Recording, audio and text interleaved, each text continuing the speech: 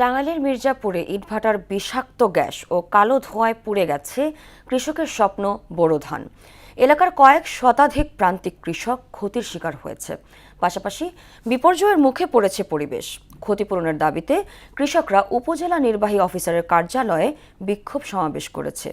মীর আনোয়ার হোসেন টুটুলের প্রতিবেদন, জানাচ্ছেন মাহমুদ হোসেন। টাঙ্গাইলের মির্জাপুরে রয়েছে 7 থেকে 8টি ইটভাটা।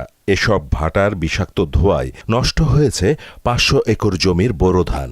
উপজেলার কোঠুরিয়া, সরিষাদাইর, বহুরিয়া, পাহাড়পুর, মন্দিরাপাড়া ও ভাওড়া এলাকার বোরো ধান নষ্ট হওয়ায় চরম বিপাকে পড়েছেন এলাকার কৃষক।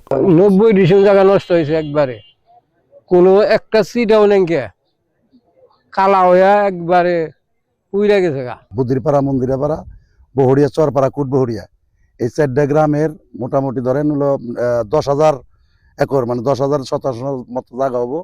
এই ধান ক্ষেত কৃষকের কত কষ্ট করে 4টা মাসের মানে সারা বছরের ফসল ক্ষতিগ্রস্ত হয়েছে। কৃষক জানি এই ক্ষতিপূরণটা পায়। বিষয়টি উপজেলা প্রশাসন সহ কৃষি বিভাগকে একাধিকবার অবহিত করা হলেও কোনো লাভ হয়নি।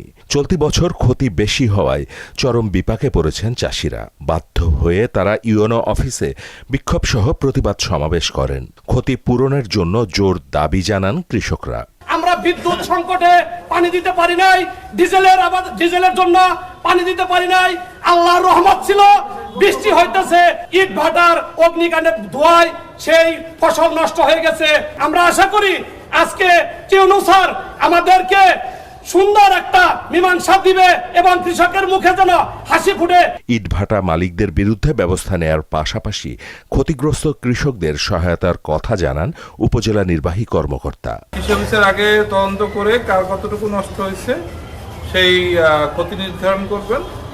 তারপর এখানে যদি ক্ষতিপূরণ দেওয়ার কোনো ইস্যু থাকে আমরা ক্ষতিপূরণ দেওয়ার ব্যবস্থা করব, এবং যেসব ইটভাটা এরকম হঠাৎ করে কাজ করছে তাদের লাইসেন্স না থাকলে তাদের ভাটা ভেঙে দেওয়া হবে। মাহমুদ হোসেন, মোহনা সংবাদ।